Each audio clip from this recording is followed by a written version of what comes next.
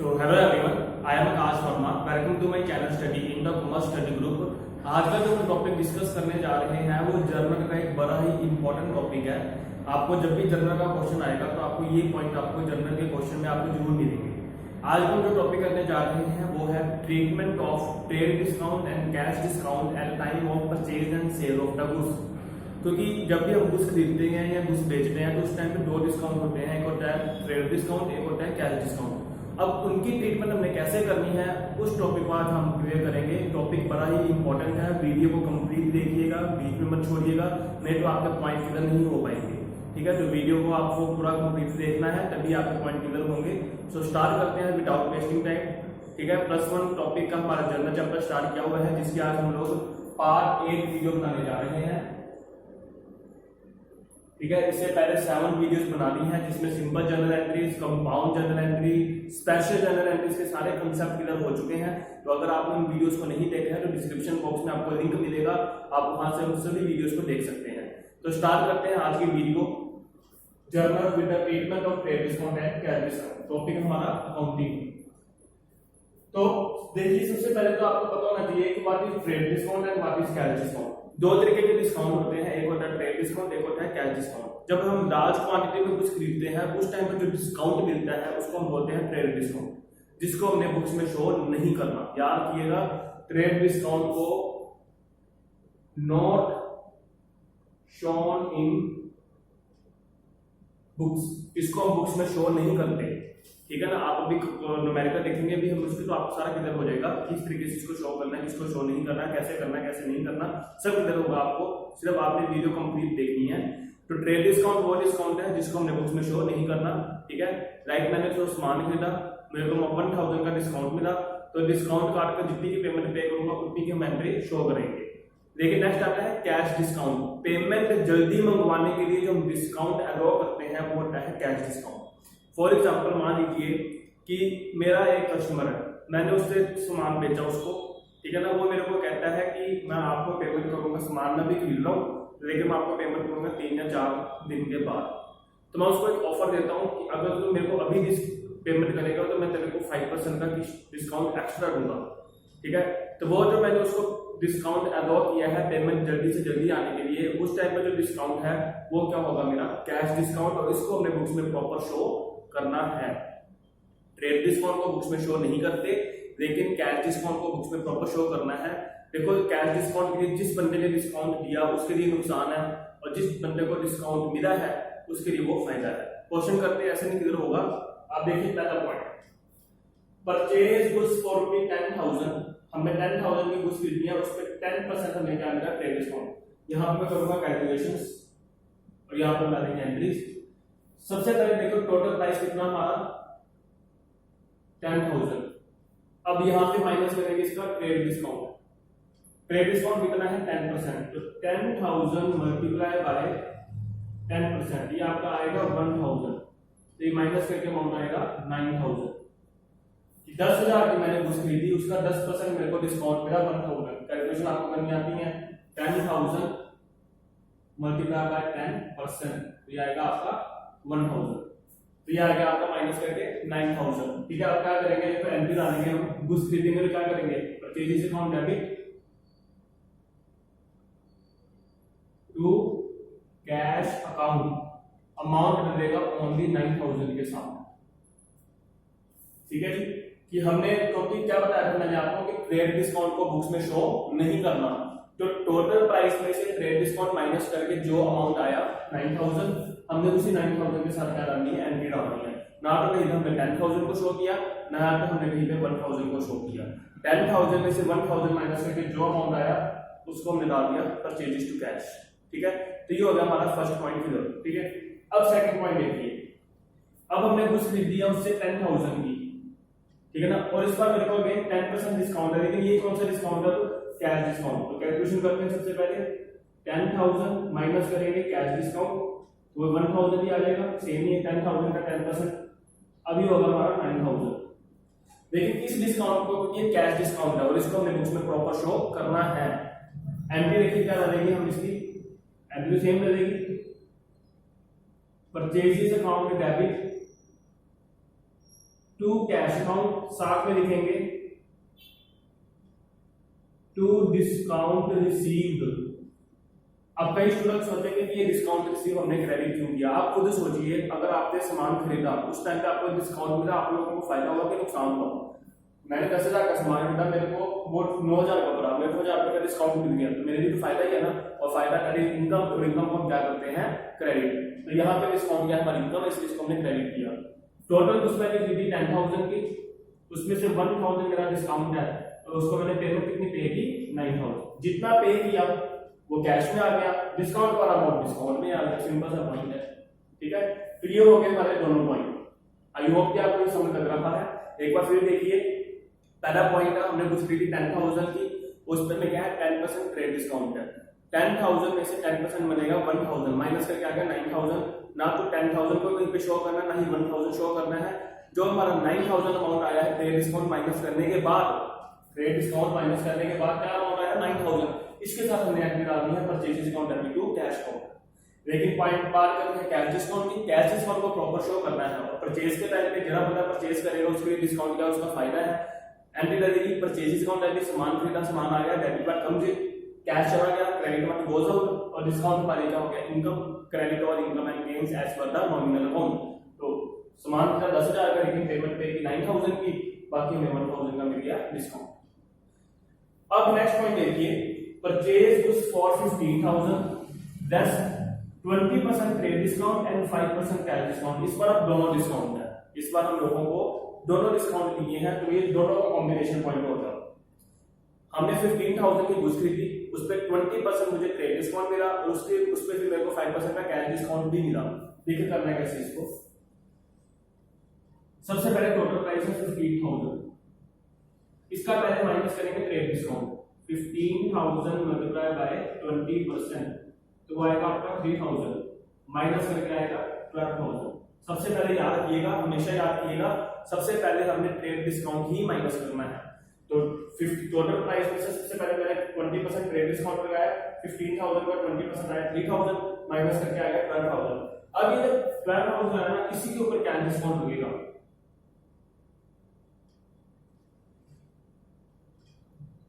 Trade discount minus करने के बाद जो अमाउंट आएगा, उसी अमाउंट के ऊपर हमने क्या लगाना है? कैश डिस्काउंट लगाना है। तो 12,000 का करेंगे 5%, क्योंकि कैश डिस्काउंट कितना है? 5%। तो 12,000 का 5% कितना है? 600, माइनस करके आएगा अमाउंट 11,400। अब पॉइंट वही है कि ट्रेड डिस्काउंट को तो शो करना नहीं, लेकिन कैश डिस्काउंट को तो शो करेंगे। एंट्री क्या लगेगी? सामान खरीदा, purchase discount debit to cash,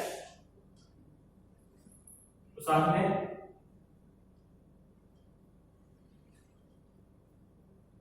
to discount.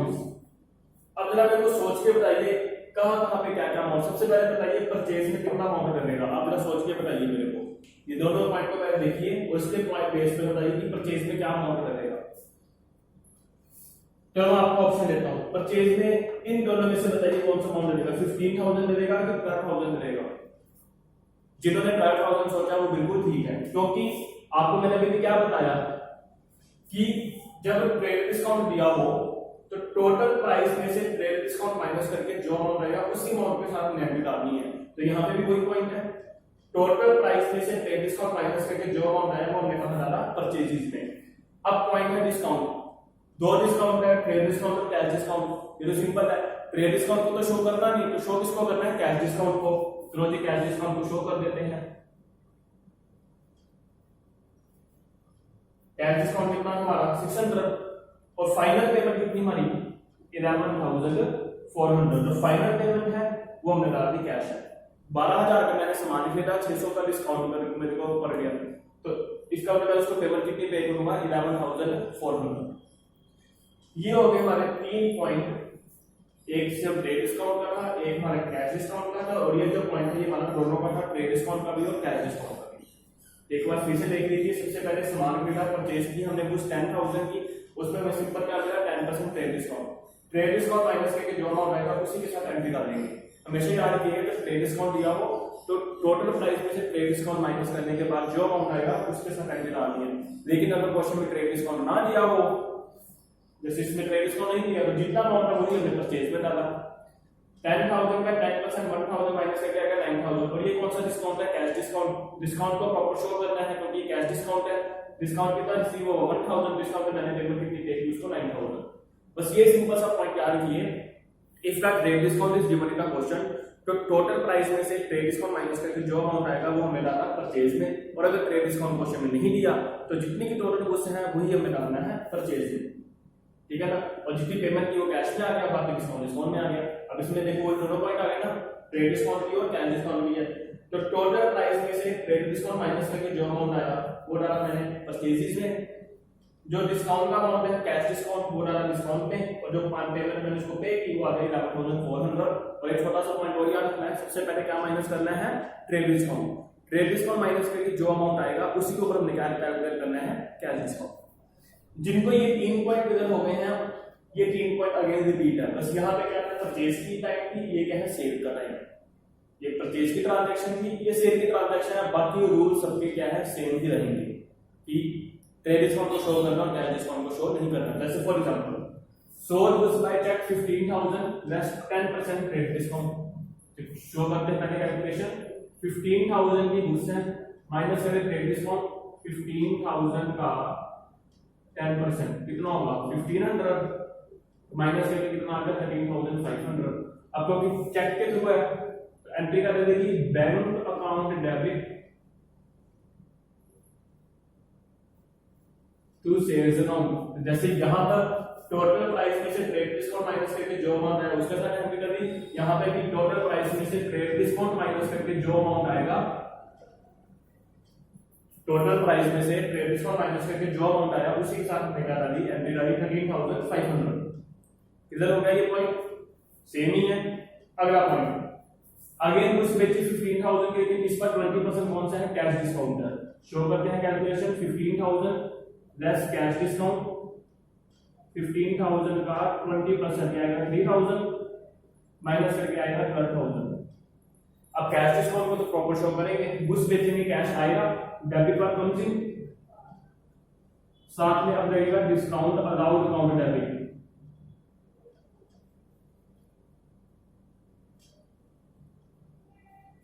सीधी सी बात है, अगर परचेज के टाइम में डिस्काउंट मेरा फायदा था तो जिस बंदे ने सामान बेचा है उसके लिए डिस्काउंट क्या है? उसके लिए नुकसान है, ठीक है। कि सिंपल सी लॉजिक है ये भाई। हमने उसको सामान बेचा 15,000 का, उसमें से मैंने उसको 3,000 का डिस्काउंट दे दिया तो मेरे को कैश कितना मिलेगा? 12,000। और ये आपको मैंने बड़ी बार बताया, जब भी डिस्काउंट क्रेडिट होगा तो लिखेंगे डिस्काउंट रिसीव्ड, जब डिस्काउंट डेबिट होगा तो लिखेंगे डिस्काउंट अलाउड। ये बिल्कुल सेम पैरेलल कांसेप्ट जा रहा है हमारा, ठीक है ना। अगर ये कंसेप्ट क्लियर है तो ये कंसेप्ट करने में कोई आपको प्रॉब्लम नहीं आनी चाहिए, ठीक है ना। बस पॉइंट क्या है? वो परचेज की एंट्री, वो सेल की एंट्री है। बाकी रूल दोनों के सेम है। परचेज के टाइम पे कैश डिस्काउंट इनकम है, सेल के टाइम पे जो हमारा कैश डिस्काउंट है वो हमारा लॉस है, इसलिए इसको हमने क्या किया? यहाँ पे डेबिट किया। जिसने सामान बेचा 15,000 का, लेकिन उसको पैसे कितने मिले? 12,000 मिले ना, 13,000 का तो उसको नुकसान हो गया ना, तो हो गया डिस्काउंट दो, ठीक है। कंसेप्ट क्लियर है। अगला पॉइंट देखिए, sold goods to Raman 20,000 less 20% trade discount 5% cash discount. दोनों पॉइंट आ गए, करते हैं सेम वैसे। तो क्या बताया मैंने आपको? सबसे पहले टोटल प्राइस में से माइनस करेंगे ट्रेड डिस्काउंट। 20,000 का 20% आएगा 4,000 माइनस करके आएगा 16,000। अब करेंगे कैश डिस्काउंट।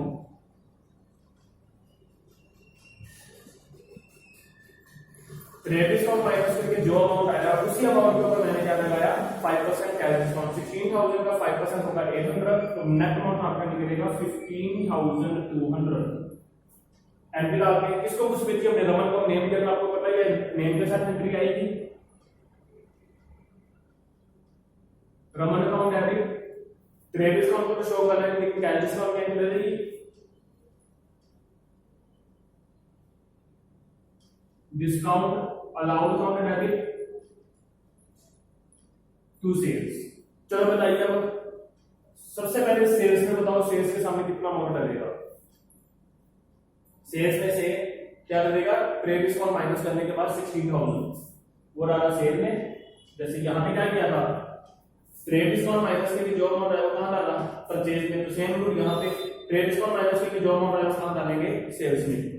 डिस्काउंट अमाउंट में लगेगा कैश डिस्काउंट का अमाउंट 800, बाकी आ गया 15,200, क्योंकि नेम क्या है इसलिए यहाँ पे एंट्री कर दी नेम के साथ।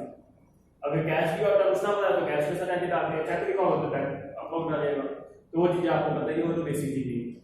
तो ये हो गया हमारा full concept, full detail trade discount और कैश डिस्काउंट के रिगार्डिंग। तो आज आप लोगों ने ट्रेड डिस्काउंट और कैश डिस्काउंट के क्वेश्चन को अच्छे से समझा, ठीक है। आई होप कि आपको ये वीडियो अच्छे से समझ लगी होगी। एक बार दोबारा हम रिपीट कर लेते हैं, इसको तो रिपीट कर लिया, इसको करते हैं दोबारा। टोटल गुड्स कितने की है 15,000 की, कौन सा डिस्काउंट है ट्रेड डिस्काउंट। तो 15,000 में 10% 1500 माइनस करके कितना आया 13,500, ठीक है। तो एंट्री का देखिए bank account debit to sale 13,500, तो टोटल प्राइस में से ट्रेड डिस्काउंट माइनस करके जो अमाउंट आई उसी के साथ एंट्री डाल दी। नेक्स्ट है हमने गुड्स बेची, गुड्स बेची हमने 15,000 की और इसका 20% क्या है कैश डिस्काउंट है। अब जिस बंदे ने गुड्स बेची हैं उसके लिए डिस्काउंट क्या हो गया, उसको लॉस हो गया। एंट्री लगेगी cash account debit, discount allowed account debit to sale, क्योंकि गुड्स बेचोगे कैश आएगा, डेबिट पर समझे डिस्काउंट हमारा लॉस हो गया, डेबिट और एक्सपेंस ना लॉसेस, और गुड्स चली गई सेल्स हमेशा आपको पता है क्रेडिट होती है। तो 15,000 आ गया सेल्स में, डिस्काउंट कितना निकला 3,000, तो हमें अमाउंट कितना मिलेगा 12,000। उसके बाद गुड्स बेची रमन को 20,000 की, जिसमें दोनों डिस्काउंट है ट्रेड डिस्काउंट भी और कैश डिस्काउंट की। सबसे पहले we have to deduct the trade discount from the full amount, full amount में सबसे पहले ट्रेड डिस्काउंट माइनस करेंगे। The amount left after deducting the trade discount is 16,000. The cash discount would be around 16,000. 4,000 का minus करके trade discount minus करके जो amount बचा वो बचा 16, और 16,000 के ऊपर ही हम करेंगे अपना 5% कैश डिस्काउंट, ठीक है। तो एंट्री हमारी बन गई Raman account debit, discount account debit to sales, trade discount minus करके जो अमाउंट आया वो डालेंगे सेल्स में, कैश डिस्काउंट का अमाउंट डिस्काउंट अलाउड में, और जो फाइनल पेमेंट है वो रमन में। तो पॉइंट सिर्फ गिनती के 3 पॉइंट आपने मेन याद रखने हैं। पहला पॉइंट ट्रेड डिस्काउंट को शो नहीं करना, कैश डिस्काउंट को शो करना है। दूसरा पॉइंट, अगर आपको ट्रेड डिस्काउंट दिया है, सिर्फ ट्रेड डिस्काउंट दिया है, तो टोटल अमाउंट में से ट्रेड डिस्काउंट माइनस करके जो अमाउंट आएगा उसी के साथ ही हमने एंट्री डालनी है। तो दोनों पॉइंट में यही किया हमने। लेकिन अगर क्वेश्चन में आपको ट्रेड डिस्काउंट नहीं दिया तो जितना अमाउंट है वही अमाउंट हम परचेज में या सेल में डालेंगे, और जो डिस्काउंट है वो डिस्काउंट पे डलेगा, बाकी पेमेंट आएगी हमारी कैश में। और ये दोनों का कॉम्बिनेशन ही है 6 पॉइंट। तो इसके साथ हम टॉपिक को करते हैं फिनिश। आई होप कि आपको टॉपिक अच्छा लगा होगा, समझ आया होगा, आपको बातें समझ आ चुकी होंगी। तो वीडियो कैसी लगी आपको कमेंट करके जरूर बताइए, और चैनल पे न्यू है तो चैनल को सब्सक्राइब करके बेल आइकन को प्रेस करें ताकि नेक्स्ट वीडियोस की नोटिफिकेशन आपको मिलती रहे। So thank you very much for watching my video and take care, bye bye, thank you very much.